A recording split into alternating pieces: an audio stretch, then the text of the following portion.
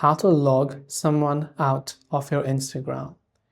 If you want to log someone out of your Instagram, what you have to do is first of all launch Instagram.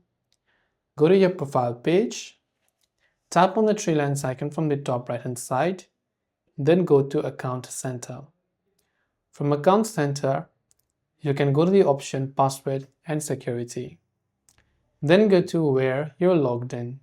Select your Instagram account, and you'll see a list of devices where your Instagram account is logged in. Now, of course, if you'd like to remove them, what you have to do is to simply tap on select devices to log out, then select the devices that maybe you don't remember in any case. Then after that, tap on the logout button that you see over there to log out of your Instagram account from these devices. Another way that we can do this is by coming back and also changing our password for the better.